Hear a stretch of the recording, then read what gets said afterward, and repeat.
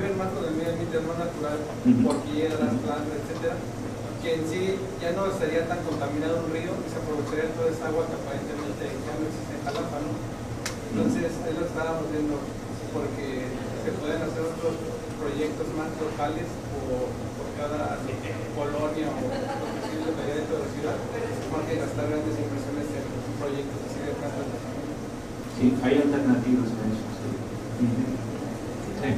Puedo agregar algo sobre lo del castillo, porque me tocó ir hace un año a una visita con la regiduría de medio ambiente del ayuntamiento y con gente de la Secretaría de Medio Ambiente. Entonces, hasta donde yo entendí, bueno, de hecho, el 2% que falta para el 100% del agua entre Puebla y el Mixquiac viene justamente del castillo para algunas colonias de Jalapa. Donde están los manantiales del castillo, tengo entendido que el agua está bastante limpia, y este es el abasto de la laguna del castillo, pero por intereses de la actividad turística, justamente en el estiaje, que es cuando hay una contradicción en que no hay suficiente agua, pero hay agua limpia, que es la que viene de los manantiales, entonces destapan en otro extremo y permiten el agua de este arroyo, que no sé cómo se llama, sucio, para subir el nivel del agua. Entonces allí pues se ve bonito, la gente llega, hay más agua. Entonces la contradicción entre tener mucha agua pero sucia, o tener menos agua y limpia, ¿no? Entonces pues ese es uno de los problemas que se detectó allí, que no debería darse entrada ahí, porque es un agua que pasa por el pueblo y se viene contaminando, o tratarla y efectivamente utilizarla para que haya más agua en la laguna. ¿Estoy en lo correcto? No sé eso. Si quieren, les parece bien, recogemos varias preguntas, porque a lo mejor algunas preguntas van a ser repetitivas, y creo que a esta pregunta tú después tendrías que decir algo, ¿no? Porque anunciaste en tu presentación que había un abasto de nacimiento del castillo. Sí, claro. Muy bien, pero entonces, Elio, por favor. Sí, bueno, una pregunta para los de Global Water Watch. Si ustedes tienen información sobre la calidad del agua que está saliendo de las plantas de tratamiento, o si se han planteado hacer algunos muestreos. Porque, bueno, yo como uno de esas personas que paga por el tratamiento del agua, me pregunto por qué nunca nos dan información sobre lo que está pasando, si de veras está yendo el agua limpia. Por lo que tú dices, pues es evidente que tienen muchos problemas para manejar ese tipo de plantas, ¿no? Pero pues necesitamos tener información como para reclamar. Estaba yo platicando con Luisa, bueno, pues ya tendríamos también que pedirles a través de estos institutos de acceso a la información, pues que nos den la información, que la hagan pública para saber si de veras vale la pena que nos estén cobrando. Entonces, pero como ustedes son el único grupo civil que conozco que está monitoreando la calidad, si nos pudieran hacer el favor de pasarnos información o ubicar estos sitios antes y después de las plantas para saber si realmente hay algo que valga la pena de un proyecto, un programa tan caro que endeudó a Jalapa por quién sabe cuántos años y que además no está dando los resultados, ¿no? Y también como un comentario nada más, bueno, los felicito porque tenemos desde hace años ya leyes de participación ciudadana, pero mucha gente no se le antoja o está decepcionada de esos espacios. Yo les agradezco también como ciudadano pues que estén ocupando esos pequeños territorios de a metro cuadrado que hay para la participación ciudadana, porque si no, capaz que los van a derogar tarde o temprano, y quien vaya a reclamar de que eso pueda servir para algo, ¿no? Entonces, bueno, un agradecimiento por que lo poquito que se pueda hacer es algo que es interesante. Ahora nos gustaría saber por qué no hay funcionarios aquí, casi nunca vienen, ¿no? Si no se les invita o vienen nada más a la inauguración, pero es información que ellos deberían de manejar. Son responsables de estas cosas que están pasando y no los tenemos aquí. Tenemos que usar entonces esos pequeños espacios que hay para la participación ciudadana y tener ese nivel de interlocución. Concretamente, ¿ustedes cómo la ven? ¿Qué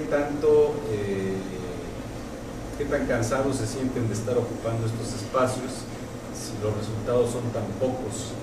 ¿Y cuál es la opción para, o sea, en un momento dado, hasta para plantear ir por relevos, ¿no? No es nada fácil estar ahí tratando de dialogar con funcionarios que ni siquiera entienden de qué se trata la participación ciudadana. Señor, por favor. Voy a ser muy breve. Primero que nada, felicitar el trabajo de la doctora, el trabajo de Taína, el trabajo de Tomás, a quienes afortunadamente conozco por su trabajo, por su trayectoria. Se han tratado temas importantísimos. De hecho, cada aspecto que estaba siendo descrito inmediatamente produce una respuesta en la experiencia que uno tiene respecto a LAPA. Ha sido muy bien tratado. Desde luego, el planteamiento fundamental de la doctora Luisa Párez, si nos hace o no nos hace falta agua, es algo que debe evaluarse de forma seria. Yo lo que considero es que los funcionarios, no los técnicos, los funcionarios que están al frente de las entidades ambientales y desde luego fundamentalmente del agua, tanto a nivel estatal como a nivel municipal o municipales, tienen muchas limitaciones. Les voy a decir ahorita en la inquietud que de pronto manifestaba Helio. Yo tuve la buena fortuna de 34 años de edad de conocer al ingeniero Luis G. Rendón, que muchas personas piensan que pudo haber sido familiar, pero no. Pero Luis G. Rendón, que por cierto el próximo 5 de abril va a cumplir 100 años que se recibió de ingeniero civil en la Ciudad de México y que luego vino a trabajar. La primera obra del Fiscales de 1915, la otra obra del Fiscales de 1942, y él la hizo llevando los materiales en lomo de mula. Y desde luego la captación, el proyecto del río Huitzilapan es también concepción de él en base a toda su experiencia, y que algunos tuvimos oportunidad de estar cerca, de conocerlo. Es más, el personaje me guió por el monte de 89 años de edad. Entonces, son cosas muy valiosas y yo pienso que tienen que mantenerse en el caudal de recursos culturales, históricos, que debemos atesorar en esta comunidad, porque eso nos permitiría saber muchas cosas más. Es decir, todas las obras que vemos tienen o tuvieron una razón para que fueran realizadas de esa manera. Por ejemplo, lanzar el agua del río Carneros bajo Apexpan, que no era todavía desarrollado, pero que vio el ingeniero Rendón la forma de evitar que la inundación fuera a llegar rumbo a los lagos, rumbo a los sauces y todo esto. Entonces, todo tiene una razón. Creo que lo que se ha manifestado ahora es fíjense lo que voy a decir, una capacidad inusual de la comunidad alapeña, en este caso 3 de sus exponentes, para analizar, para hacer propuestas, y eso nos va a llevar de manera inevitable, espero que no a la confrontación, pero en donde vamos seguramente a incidir en determinar, en conocer la factibilidad técnica, económica, ambiental, social, política y cultural de la pretendida presa sobre el río Huitzilapan, que después le llamaron los pescados, pero ya ni pescados tienen. Pero que si se recuerdan, sobre todo hace 3 años será, tanto con el huracán Cam, como después posteriormente con las avenidas de Matthew, si se llegara a hacer una presa allí, estaríamos arriesgando perder y todo aguas abajo a una tragedia, a un desastre, a una tragedia. ¿Por qué? porque nosotros estamos en una zona sísmica y precisamente la falla principal que atraviesa todo el país viene a ocultarse aquí en Mocambo, que es la falla Sacamboxo, y que fue la responsable del sismo del 3 de enero de 1920, que por cierto le tocó atender al ingeniero Rendón en aquel tiempo, y luego aquella del 28 de agosto del 73 que destruyó Ciudad Cerdán y todo lo que conocemos. Entonces, desde el punto de vista técnico, no hay ningún análisis de riesgo de lo que pretenden hacer, ni mucho menos de lo que realmente van a hacer. Hay toda una metodología ingenieril desarrollada de hace mucho tiempo cuando se plantea un proyecto de propósitos múltiples, pero que tienen que ser claramente establecidos. Yo no los conozco. En algún momento se me pidió una opinión para ver la forma en que podía en algún momento Odebrecht estar por acá, y lo que yo le planteé a Odebrecht fue muy sencillo: señores, tenemos demasiados riesgos, si no pueden enfrentar esos riesgos, olvídense del proyecto. Y la energía era para el proyecto de Etileno 21, que antes fue Fénix, que antes fue Gavilán, qué sé yo, que son 60 megawatts en la capacidad de la planta con una cortina de 120 metros. Si esa cortina estuviera llena, y sobre todo si es rígida o si es de concreto, y llegara a haber un sismo, matamos a 50.000 gentes, aguas abajo, independientemente de todos los trastornos de carácter ambiental que estarían incidiendo sobre la cuenca del río Huitzilapa. Y es una cosa muy obvia, pero el problema es que tratan de darle la vuelta, y ahí es un problema más grande, diciendo que van a hacer un estudio de impacto ambiental de carácter local, no regional. Y eso lo vamos a tener que exigir, lo vamos a enfrentar como cuando lo enfrentamos, ya van a ser 10 años, yo debería decir, con el problema del trazo del libramiento, que se defendió gracias a que trabajó toda la comunidad. Entonces, a mí me emociona mucho escucharlos. El día 5 de abril, como comentaba, se cumplen 100 años que se recibió don Luis. Ahora el 7 de marzo se cumplieron 30 años de que falleció, ya desde 1888. Es el único jalapeño que está presente 3 siglos en Jalapa y que además funciona. Y hay muchos cuestionamientos, creo, ojalá hubiera señalado por aquí el funcionario del ayuntamiento, que es un joven valiosísimo, o bien los diputados que andan aprobando este tipo de situaciones, porque el problema es que no tienen ni pizca de conocimiento de lo que está involucrado, de daño potencial a la comunidad de Jalapa. Entonces, creo que se está en el camino correcto. Felicito Ciesas de esta oportunidad para todos nosotros, pero por otro lado creo que hay que pasar la organización al siguiente nivel, y esa ya es una organización en donde se va directamente a incidir sobre la política pública que está prevaleciendo.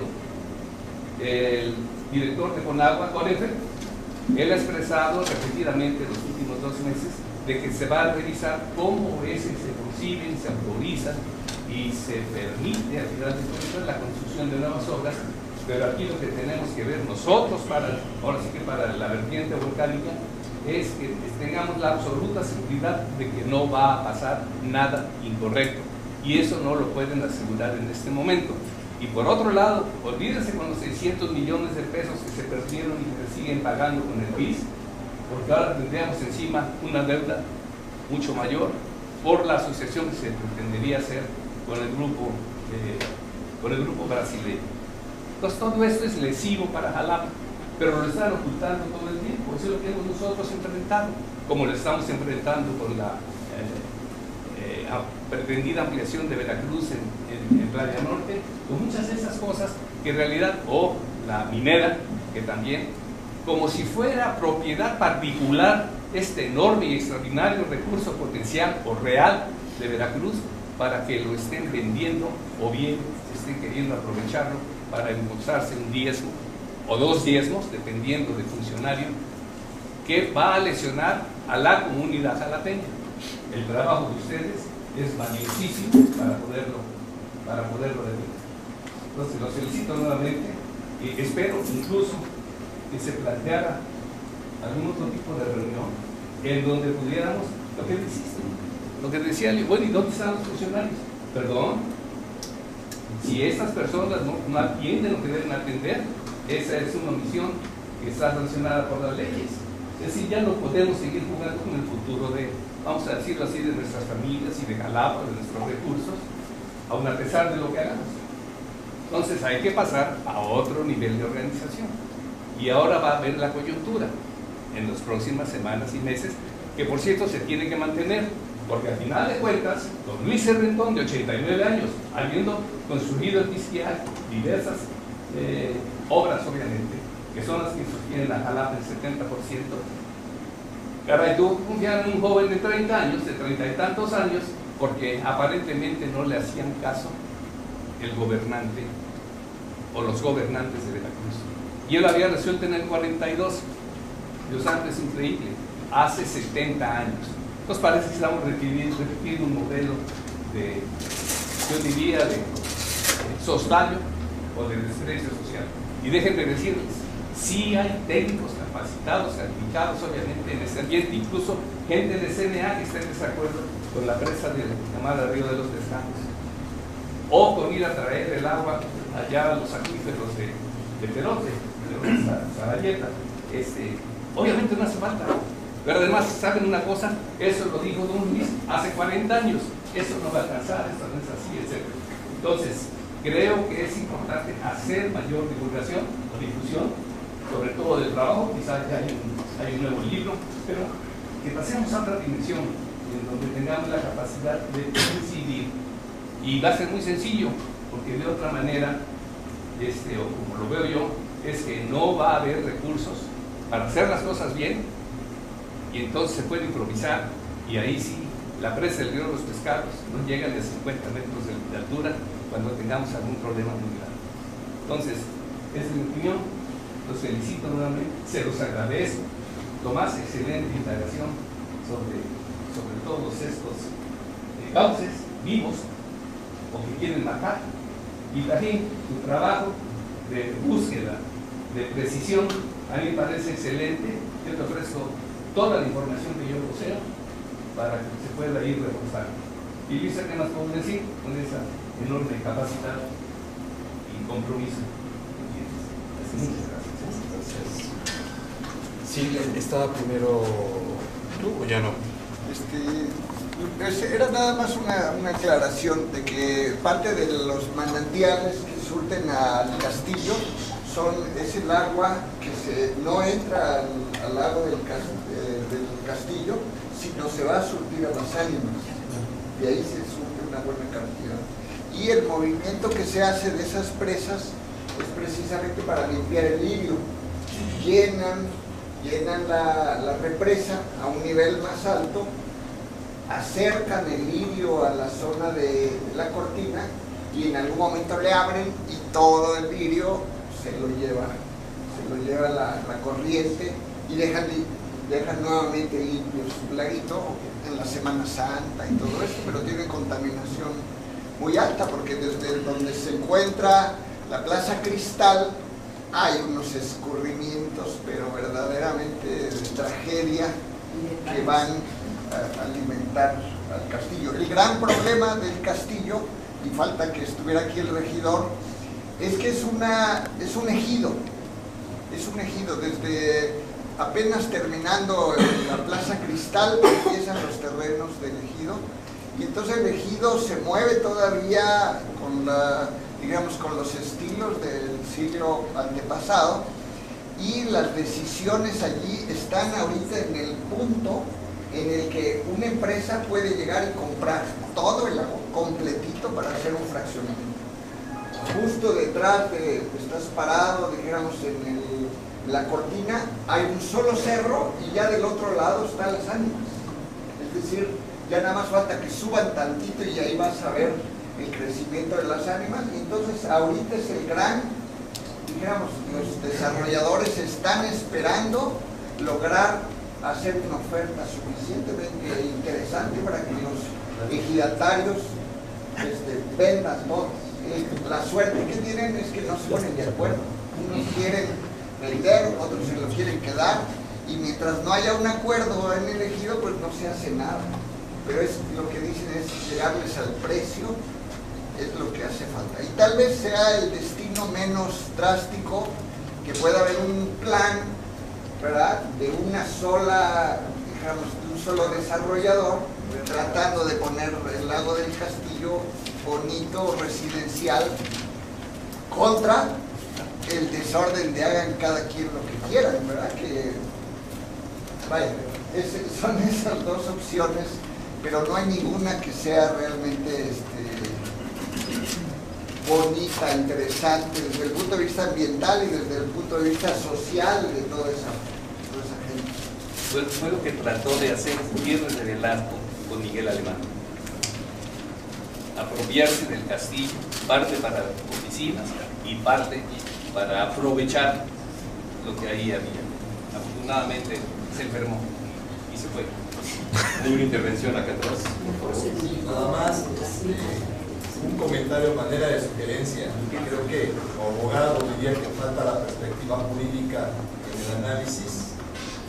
Desafortunadamente nuestros funcionarios reforman las leyes para adecuarlas a las condiciones idóneas de su actuar. Pues creo que ahí hay una necesidad. Está bien la información, el dato duro es correcto, es necesaria, el dato técnico, el dato biológico, químico, sí, digo, tan solo ver cuántos tejones hay, honestamente ya ni dan ganas, no vamos a ver más. De manera de comentario, ¿no? También la parte jurídica es necesaria, es decir, los problemas que vivimos en la sociedad son integrales, ya son interdisciplinarios, lo requerimos, y lo comento porque pues, hace algunos años me tocó participar en una propuesta de reforma a la ley de medio ambiente del estado de Veracruz, y bueno, como decía Elio, ahí se propusieron instrumentos, desafortunadamente pues, quienes ostentan el poder no los aceptaron.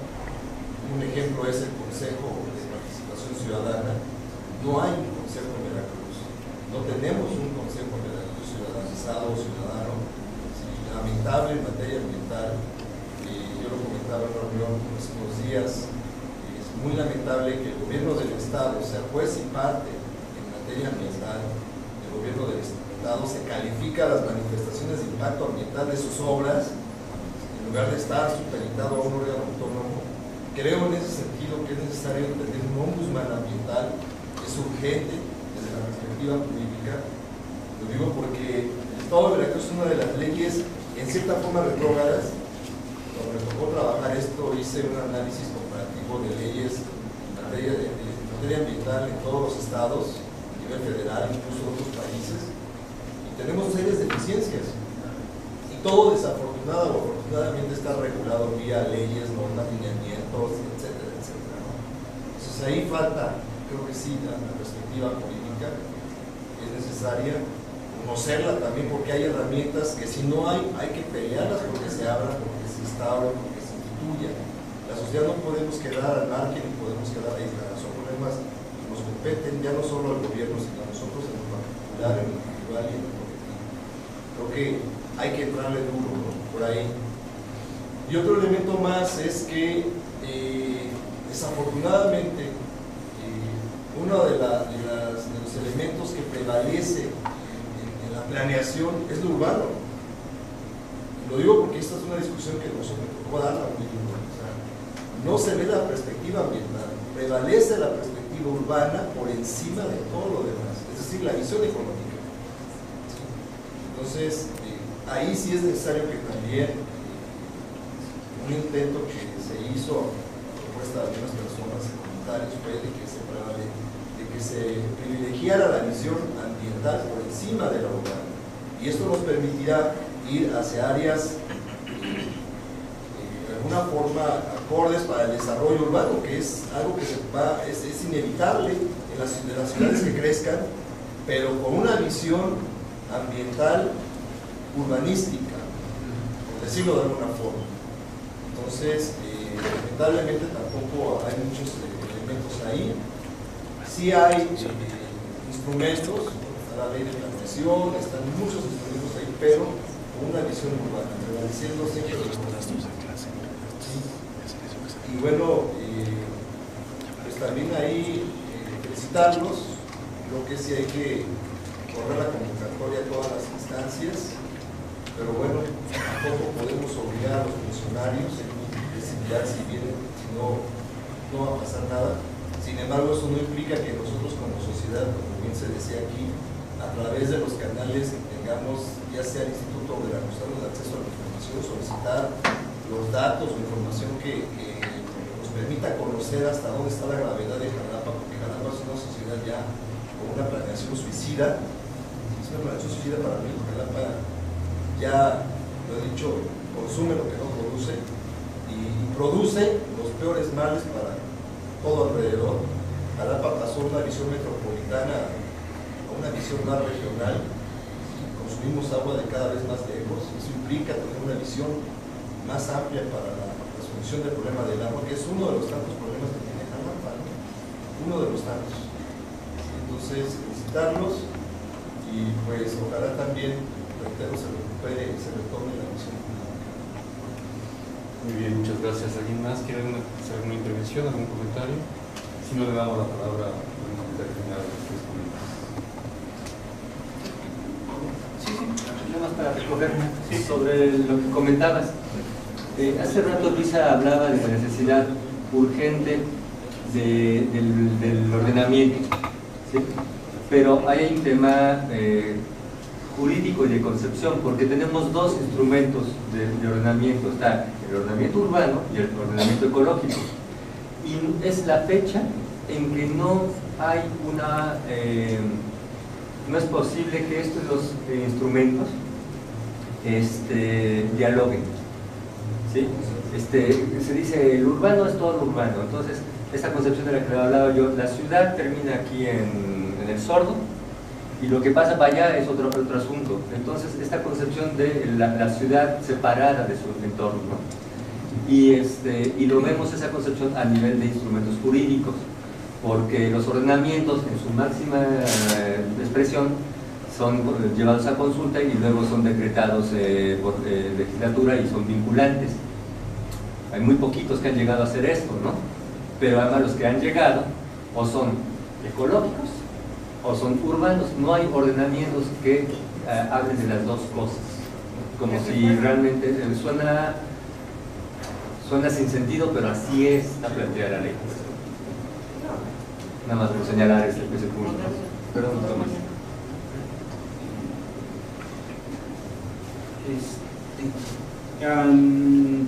Para lo que comentaba Sergio, sí es así como de voluntario ciudadano, lo haces cuando puedes y es de picar piedra y a veces no puedes. Pero básicamente con el trabajo de Global Water Watch lo que se está tratando de hacer es recabar información para saber cómo están los cuerpos de agua en la zona, que van desde partes del Pisquiaque, Suchiapan, Pintores, en Coatepec, los ríos de Jalapa, incluyendo el Cedeño, etc. Y lo importante es tener la información, porque si no, entonces uno se encuentra con este discurso oficial de que pues Jalapa es un ejemplo nacional por la limpieza de sus ríos. Y a pesar de que el niño de la colonia te puede decir, pues claro que también puerco el río, hay que tener el dato, ¿no? Entonces, eso ha sido la base de mucho de lo que se está haciendo ahorita entre Global Water Watch y INCAS, es a partir de la información que se tiene, ¿no?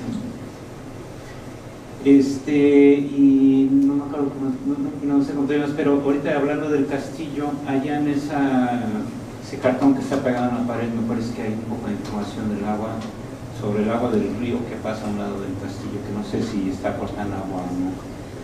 Ahorita lo vemos. El ingeniero nos habla de tiempos pasados. Es súper importante entender la historia de esta ciudad. Cuando yo llegué a Jalapa desde Acajete no se podía ver porque era el Macultepec y puros potreros, y la ciudad de Jalapa estaba oculto atrás del volcancito de Macultepec. Ahora es muchísimo más grande, han cambiado muchas las cosas. Una cosa importante que no mencioné es que mucho de lo que era vegetación que absorbía y retenía el agua de lluvia, ahora es pavimento. Se ha impermeabilizado mucho de la superficie de las minicuencas de la ciudad, por lo cual el agua que se precipita sobre esas mini cuencas urbanas, y ahora en lugar de bajar en 2 días, bajan 2 horas. Entonces, por eso también se ha agravado el problema de las inundaciones en las zonas urbanas. De las leyes, híjole, es otro tema. Si con los proyectos de INCAS nos pudieras echar la mano para información, pues nos encantaría. Precisamente, pues ya todos los que les interesa el tema del agua en nuestra zona y que creen que puedan participar de alguna forma, hay cabida. ¿Puedo hacer un anuncio? Porque aquí Tomás no vende, pues digamos, ¿no? El tema del monitoreo comunitario del agua es que es una metodología diseñada para que cualquier persona que sepa leer y escribir tiene un entrenamiento de un par de días y lo sabe hacer, ¿no? Entonces, ante esta incapacidad o esta carencia de información y de interés de las instituciones en hacer su trabajo, los ciudadanos lo podemos hacer. Nos capacitamos, para eso yo creo que Robert Walter Watch hace eso un poco, ¿no? Y entonces son, la verdad, 3 compañeros o 4, pues que no dan abasto para monitorear todo. Ante esa situación, la respuesta es, mejor se les capacita, vemos cómo conseguimos el equipo, que está sencillo, pero es muy confiable, parece un pin de eso de mi alegría, ¿no? Pero bueno, ¿no? O sea, da parámetros buenos, ¿no? Y entonces cada quien puede adoptar su río o su punto de monitoreo y se genera toda una red de información, ¿no? Perdón, una pregunta. ¿Cómo se hace vinculante esta información? ¿La del monitoreo? Sí. ¿Cómo conseguir la información? ¿Cómo se hace vinculante? ¿Cómo se hace? Sirva para que los funcionarios, yo como ciudadano, ok, le entro, pero ahora obligado o a través de la organización. Global Water Watch es un programa con una tecnología elaborada por la Universidad de Auburn en Alabama. Lo hicieron para monitorear la calidad de agua en su zona y luego se encontraron con que se volvía interesante saber la calidad del agua de todo el mundo. Entonces están manejando ahorita un banco de datos de información y están proporcionando están facilitando la capacitación de los monitores y facilitando los equipos de alguna manera para que se pueda hacer el monitoreo. Se hace en varios países del mundo. En México, Eduardo sabría bien, pero creo que se han ya capacitado unos 700 monitores. Aquí en la zona de Acalapa y anexas, ha de haber quizá unos 10, 12 monitores activos, algo por el estilo, que están recabando información. Esa información va a la Universidad de Auburn, pero obviamente pues interesa a los que vivimos aquí. Por eso varios hacemos estos como reportes que compartimos con la ciudadanía que le puede interesar. Los que yo hago sobre el sordo y el carneros, los imprimo y se pegan ahí en el puesto de garnachas, en la ferretería, en el salón de belleza, para que la gente sepa en qué condiciones está ese río a donde van a bañarse a veces, o a lavar su coche, o el río que se desborda y que inunda sus casas y sus negocios. De ahí a que haya una acción ciudadana para cambiar la situación, ha sido muy difícil, muy frustrante. La gente como que dice, bueno, pues así está, ¿y yo qué voy a hacer? Sienten que o sea, no hay un sentido, a mi parecer no hay un sentido democrático porque la gente no siente que es su río, es el drenaje que le están echando al río, es su drenaje, el espacio, la falta de control del gobierno, es la falta de control de su gobierno. Entonces, pues, por ahorita no queda más que seguir recabando la información, compartiéndolo con quienes les interese, que la gente se vaya formando una opinión. Pues, muchas ideas van saliendo con todo lo que han comentado todos Voy a empezar con esta última del monitoreo.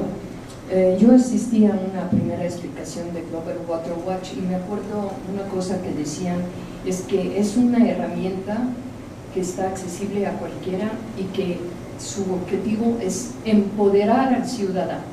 Bueno, en Estados Unidos, bueno, para empezar es un método muy básico, pero reconocido como válido por la EPA, ¿no? Entonces ahorita aquí en México se busca que se marna, porque si tú vas a Conagua y le pides que te hagan un monitoreo, te dicen que no tienen reactivos. Entonces te hacen un modelaje de que como hace 20 años era así, hace 5, entonces en 15, y te lo hacen en el escritorio. Entonces sí necesitas algo rústico de $300 que funciona, pero vinculante quiere decir eso, que reconozcan y que lo certifiquen. Creo que el grupo está en eso. Pero aquí, ese es el problema, lo que acaba de decir. Tú te das por vencido antes de emprender la lucha, porque eso del empoderamiento ciudadano, hasta puedes ganar unas elecciones y las pierdes. O sea, ¿qué más que el caso Monex, donde el que tiene que pagar una multa es el otro que denuncia, etcétera, etcétera, ¿no? Entonces, ante eso, pues, es la impotencia total. Entonces, por eso, como la ciudadanía pues, se siente vencida de antemano. Entonces, para contestar eso, no es vinculante. Ni SEMA se ha interesado, ni nada. Yo voy a proponer en la próxima reunión del Consejo, es un pendiente que tenemos, que esto lo vaya a presentar. Lo va a presentar, los consejeros van a escuchar, pero no va a pasar nada, ¿no? Pero bueno, será interesante que escuchen. ¿Por qué? Porque van de salida, ¿no? Y aunque estuvieran de entrada, sería la misma situación, ¿no? No puedo abundar sobre esto porque saben todos ustedes lo que padecemos, ¿no? Bueno, sobre lo que decía el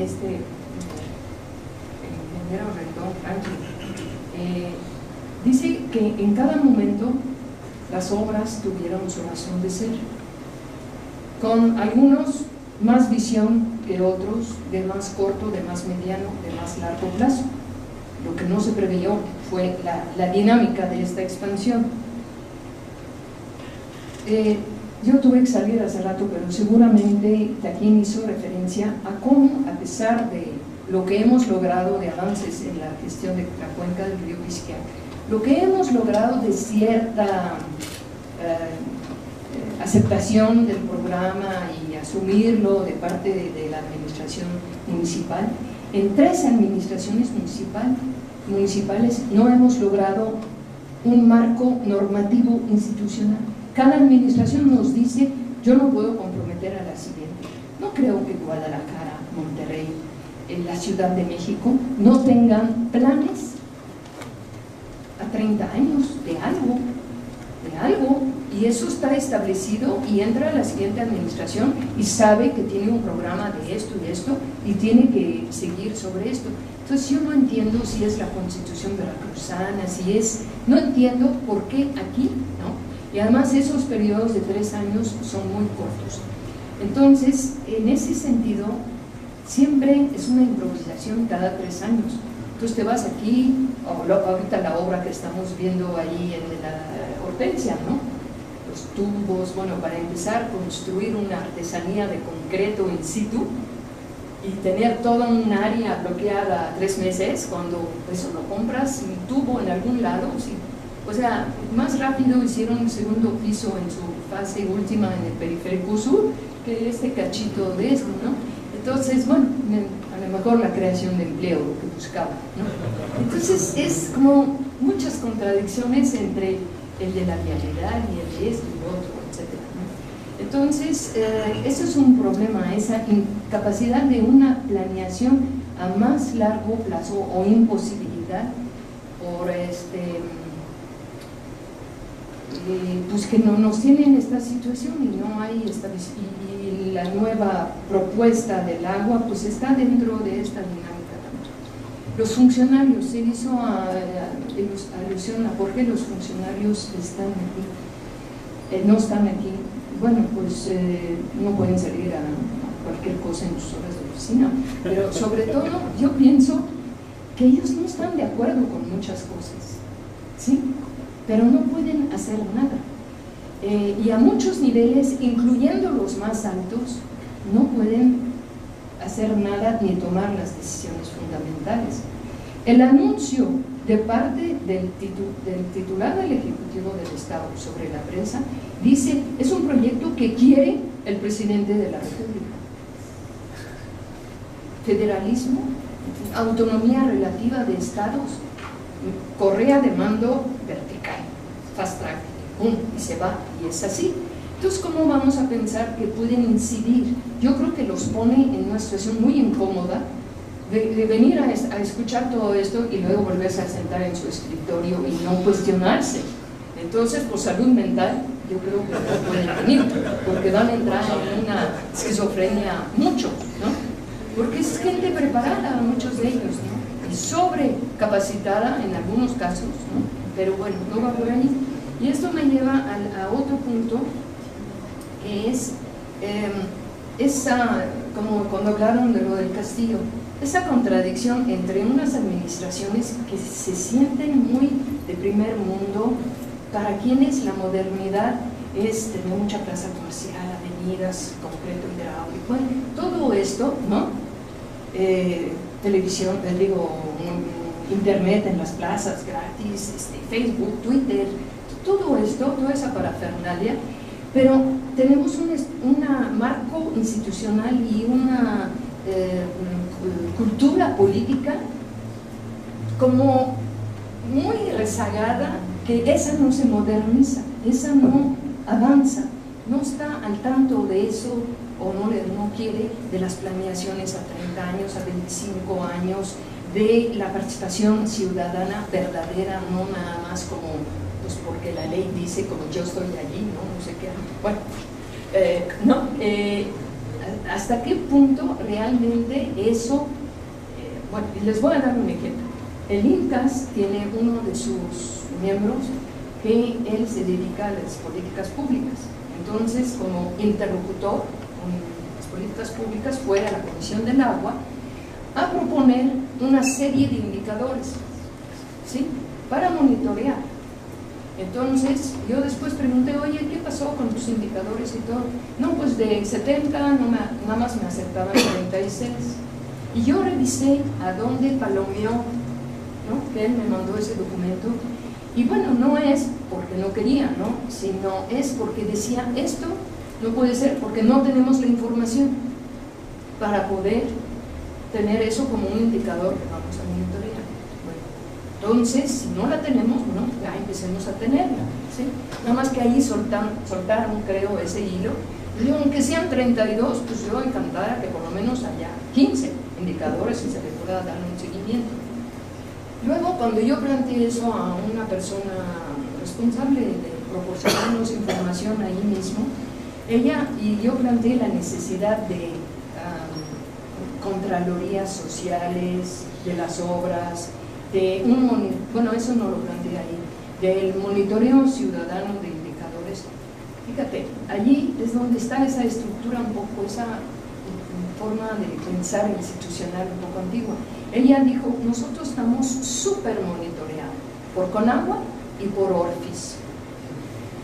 Bueno, sí, pero eso la ropa se plancha de distintas maneras en cada casa, ¿no?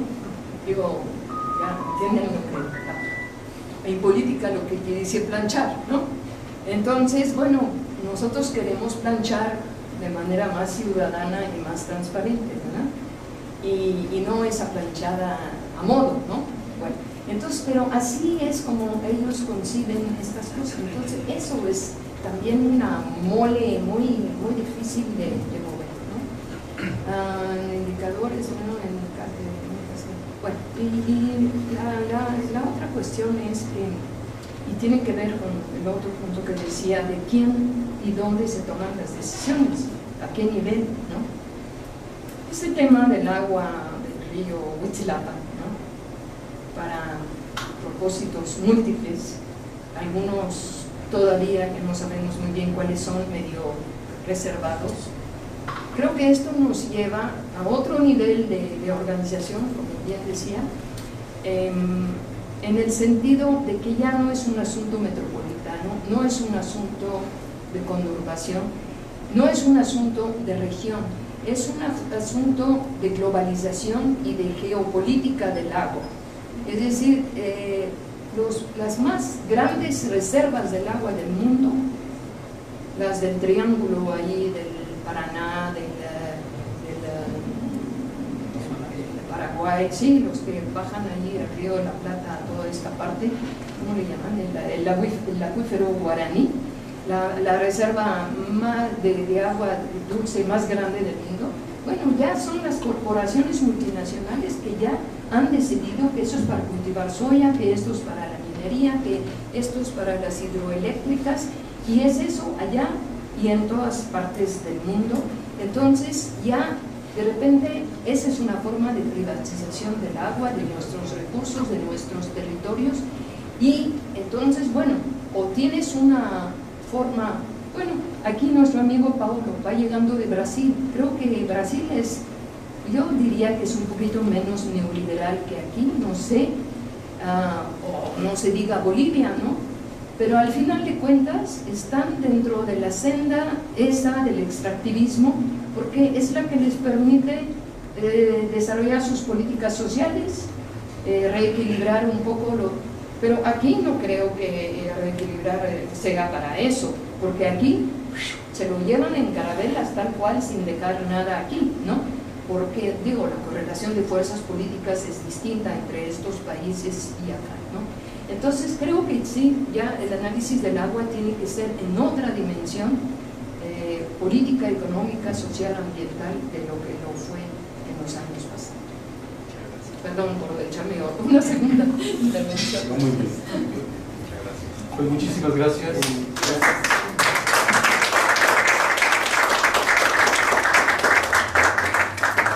Nos vemos mañana a las 10. Sí, perdón. Si a alguien le interesa lo del tema del equipo de Global Water Watch, ahí que el agua está bastante limpia, y este es el abasto de la laguna del Castillo, pero por intereses de la actividad turística, justamente en el estiaje, que es cuando hay una contradicción en que no hay suficiente agua, pero hay agua limpia, que es la que viene de los manantiales.